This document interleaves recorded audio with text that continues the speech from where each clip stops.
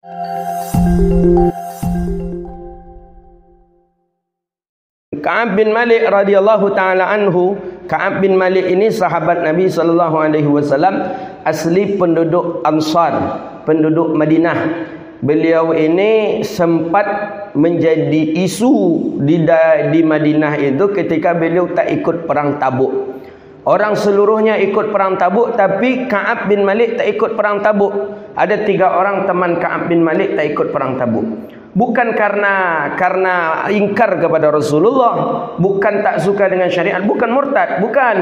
Tapi ketika itu dia lalai. Lalainya belum mempersiapkan senjata, belum mempersiapkan kendaraan, belum memiliki umrah, belum memiliki uang untuk ditinggalkan keluarga. Akhirnya dia tak bisa berangkat untuk pergi ke perang Tabuk. Akhirnya setelah balik dari perang Tabuk, Nabi SAW di Madinah ditemui oleh Ka'ab bin Malik. Jujur Ka'ab bin Malik, bukan mengada-ngada. Dia datang ke Rasulullah, dia jujur.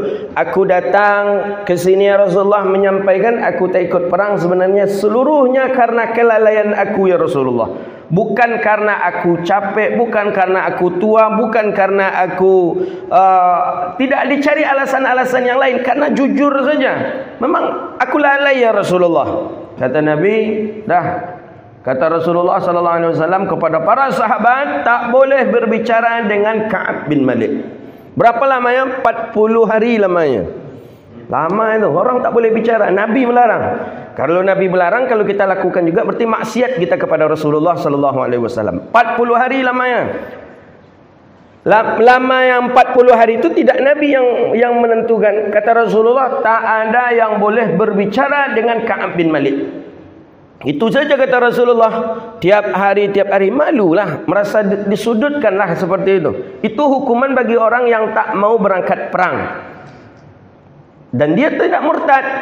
Tidak ada uzur untuk melarang dia berangkat perang, itu tak ada. Kata Nabi, jangan kata Rasulullah sallallahu alaihi wasallam berbicara dengan Ka'ab bin Malik. Setiap saat Ka'ab bin Malik salat, tetap seperti biasa Ka'ab bin Malik datang ke masjid Nabi, tapi orang tak ada mau berbicara. Orang tak mau berbicara, tetap dia laksanakan ketaatan, dia tahajud malam hari, dia juga baca Quran, tetap taat, ditingkatkan ketaatannya oleh Ka'ab bin Malik. Bukan Ka'ab bin Malik berputus asa juga, tidak. Ka'ab bin Malik ingin cepat kembali bahawa dapat perhatian Allah dan perhatian Rasulnya. Betul, di hari yang keempat itu turun surah At-Taubah, kalau tak salah saya itu di bagian pengakhir surat At-Taubah, itu disebabkan karena Ka'ab bin Malik turun ayat itu, bahawa Allah menerima taubatnya Ka'ab bin Malik wa salasatun, dan 2 orang teman daripada Ka'ab bin Malik diterima taubatnya oleh Allah Subhanahu wa taala. Maka Nabi panggillah Ka'ab bin Malik, Nabi sampaikan ke Ka'ab bin Malik, mulia engkau ya Ka'ab, alangkah mulianya engkau ya Ka'ab, disebabkan karena engkau turunnya ayat Allah Subhanahu wa taala. Disebabkan karena Ka'ab bin Malik turun ayat Allah, Allah menerima taubatnya Ka'ab bin Malik. Semenjak itulah Ka'ab bin Malik semakin kuat, kokoh imannya, dan Ka'ab bin Malik menjadi sahabat Nabi sallallahu alaihi wasallam yang selalu Nabi panggil datang ke rumah. Untuk apa? Untuk berkhidmat kepada Nabi sallallahu alaihi wasallam. Jadi Ka'ab bin Malik ini termasuk pensyairnya Rasulullah, tukang qasidah Nabi. Ka'ab bin Malik, Ka'ab bin Zuhair, Hasan bin Sabit, itu tukang qasidah Nabi itu. Nabi ada tukang qasidah apa? Ada pula tukang baca Quran Nabi. Jadi tukang baca Quran Nabi bukan berarti Nabi tak baca Quran. Nabi baca Quran, tapi Nabi suka juga kepada orang lain yang membacakan Quran untuk Nabi. Maka Nabi katakan kepada Abdullah bin Mas'ud, kepada Sayyidina Abi Musa Asy'ari, "Iqra'u 'alayyal Qur'an," kata Nabi. Bacakan Quran kepadaku, kata Rasulullah. Sedang duduk-duduk santai-santai dengan para sahabat, "Iqra' 'alayyal Qur'an," bacakan Quran kepadaku, kata Rasulullah. Kata sahabat, "Bagaimana kami membaca Quran sedangkan Quran itu diturunkan untukmu ya Rasulullah?" Sedangkan Quran itu diturunkan kepadamu, bagaimana mungkin kami membacanya ya Rasulullah? Kata Nabi, inni uhibbu, aku mencintai, menyukai orang membacakan Quran untukku. Maka di mana ada orang membacakan Quran, di mana ada para qari membaca Quran, simak, dengar, karena itu bagian daripada sunnahnya Rasulullah sallallahu alaihi wasallam. Tukang baca Quran Nabi ada Abi Musa Asy'ari yang paling bagus-bagus suaranya. Kemudian yang kedua itu ada Abdullah bin Mas'ud. Kalau tukang azan Nabi ada 3. Tukang azan Nabi 3. Kita kenalnya Bilal saja. Karena makanya setiap Jumat itu yang bertindak sebagai Bilal katanya. Padahal ada je yang 2 lagi. Yang 2 lagi itu Abdullah bin Ummi Maktum satu, kemudian Ka'ab bin Zuhair. Itu tukang azannya Rasulullah sallallahu alaihi wasallam. Tidak senantiasa Bilal, enggak. Kadang Bilal uzur, naiklah Abdullah bin Ummi Maktum. Kadang Ka'ab bin Zuhair itu tukang azannya Rasulullah sallallahu alaihi wasallam. Qari Nabi 2 tadi, Abdullah bin Mas'ud, Abi Musa Asy'ari. Tukang azan Nabi 3, Bilal ibni Abi Rabah, Abdullah bin Ummi Maktum, kemudian Ka'ab bin Zuhair. Tukang qasidah Nabi juga 3 tukang qasidah Nabi, Hasan bin Sabit, Ka'ab ibni Zuhair, kemudian Ka'ab bin Malik. Itu tukang qasidah Nabi. Memang qasidah. Makanya kita heran juga menengok kawan-kawan hari ini yang anti dengan qasidah itu. Dikatakan qasidah itu bid'ah, tak ada nyanyian di zaman Rasulullah. Buka hadis dalam Sahih Bukhari ada itu. Jelas hadisnya itu. Itu yang membaca syair itu itulah 3 orang daripada sahabat Nabi sallallahu alaihi wasallam. Jadi sudah ada para sahabat, dan Nabi bahkan menyukai itu. Buktinya ketika Sayyidina Hasan bin Sabit dibesarkan matanya oleh Sayyidina Umar. Hasan bin Sabit bernyanyi di dalam masjid, dibesarkan matanya oleh Sayyidina Umar. Dilawan oleh Hasan bin Sabit. Aku pernah melantunkan qasidah ini di tempat ini, di depan orang yang lebih mulia daripada engkau. Di depan orang yang lebih mulia daripada Sayyidina Umar, depan Rasulullah. Akhirnya Sayyidina Umar ibn al-Khattab pun diam.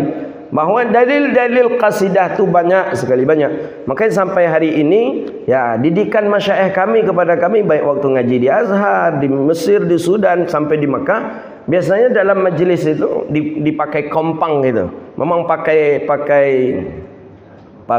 qasidah, pakai alat kompang itu.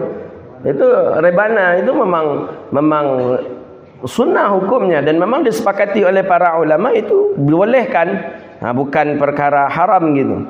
Jadi kalau menurut kawan-kawan kita Wahabi tak boleh katanya, memainkan musik itu haram. Musik yang mana? Musik yang haram. Sedangkan itu jelas para sahabat Nabi memainkan musik-musik itu. Ya, Ka'ab bin Zuhair itu orang-orang yang luar biasa, ahli-ahli syairnya. Ka'ab bin Malik itu orang yang Masya Allah, tabarakallah. Tapi Ka'ab bin Malik ini untaian puisinya, syairnya itu banyak untuk perang. Jadi kalau perang, syair beliau lah yang dibaca. Nah itu sunnah, Pak. Jadi hidupkanlah. Ada enggak yang di rumah kita kaset-kaset itu, atau mungkin di mobil kita? Ni enggak vakum kaku aja macam kuburan ini. Antak dia menjadi rumah tu. Di rumah tak ada heboh pun tak boleh. Surur diam, tak ada sedikit pun suara anak pun bergelut, tak boleh. Jadi macam mana rumah tu jadinya? Anak bergelut marah juga gitu. Tenang katanya. Jadi diam aja rumah tadi. Di atas mobil macam tu juga. Tak ada heboh sedikit pun, diam. Kemana kita kata istrinya? Tunggu ajalah katanya, tengok ajalah katanya. Anak tak boleh bicara apa-apa di belakang. Diam. Kalau sampai rumah makannya, kami konyang katanya, kami makan dulu katanya. Jadi tidak ada apa, sopirnya nak makan, penumpangnya masih kenyang. Jadi tidak serasi dia. Kemana? Sopirnya nak ke mall, penumpangnya ingin main-main ke kebun. Jadi tidak serasi. Maka oleh karena itu Imam Nawawi mengatakan termasuk rahatul qulub, untuk menjinakkan hati, untuk menenangkan hati, itulah adanya qasidah. Gitu dia. Ya lagu lagi, ya lagu-lagu qasidah, solawat gitu. Bukan lagu-lagu yang lain juga, enggak. Para sahabat Nabi sampai masyayikh kita menganjurkan itu. Ya Hanana, ya Hanana, ya Hanana, ya Hanana. Kita dulu ada Hadat Alwi, ada Sulis dulu waktu masih kecil-kecil dululah. Masih ada itu. Jadi hidup suasana tu hidup dia. Sekarang dah banyak dah ada Habib Syekh, apalagi yang dari Mesir itu yang sekarang ada di Indonesia, Mustafa Atif. Itu boleh tengok itu di dalam di video itu. Mustafa Atif itu luar biasa, Masya Allah. Dia kalau ada artinya enak Bapak Ibu mengartikan, membaca artinya itu. Apa kasidah yang dibaca itu? Kasidah itu ada yang memuji Rasulullah, ada yang memuji Allah, dan bahkan ada kecintaan ingin sampai ke Madinah. Seperti kasidah yang kami baca malam tadi, itu kecintaan dan kerinduannya para salihin untuk bisa sampai ke Madinah. Ya Raudatul Hadil Syafi' wa sahibaihi wal baqi'. Ya Raudatul Hadi Syafi' ya sahibaihi wal baqi'. Uktub lana nahnul jami' li ziyaratan li habibina. Dah lama tak sampai ke Madinah, dah lama tak pergi ke Madinah. Hati para sahabat rindu ingin ziarah ke makam Rasul. Nabi tak ada lagi, Nabi sudah meninggal dunia. Para salihin rindu sekali ingin ke Madinah, tapi jarak jauh. Jadi bagaimana cara? Sambil memenung-menung bacalah kasidah itu. Dibacalah kasidah itu untuk menumbuhkan rasa mahabbah, terus memupuk rasa mahabbah. Ya Raudatil Hadil Syafi', ya Raudah, ya yang dikuburkan di Raudah Sayyidina Rasulullah sallallahu alaihi wasallam. Syafi' yang bisa memberi syafaat Rasulullah sallallahu alaihi wasallam.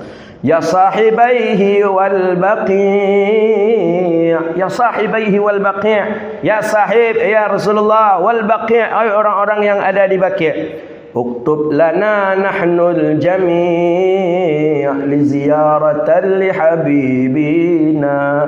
Tuliskanlah kami ini termasuk orang-orang yang selalu ziarah ke makam kekasih kami sallallahu alaihi wasallam. Jadi kerinduan para sahabat itu dibuatkan dengan syair, dengan lagu, dengan kasidah, begitu dia. Ya macam kita pula lah, cuman awak rindu awak lain kan, bukan ke Rasulullah tapi kepada seseorang, maka dibiarkan pula lah lagunya. Rindu kepada seseorang tadi. Mulia sahabat Nabi sallallahu alaihi wasallam. Qala, beliau ni termasuk yang lebih dahulu masuk Islam, penduduk asli Madinah. Sampai beliau ketika turun ayat tentang beliau taubat itu, diterima taubatnya, kemudian barulah para sahabat salut kepada beliau. Jadi awalnya tak ingin sahabat berbicara, tapi karena turun ayat disebabkan beliau, berarti ini bukan sembarangan orang. Diperhatikan berarti orang ini oleh Allah. Turun ayat mengenai diterimanya taubatnya, barulah para sahabat berdekatan dan dekat dengan Sayyidina Ka'ab bin Malik radhiyallahu taala anhu.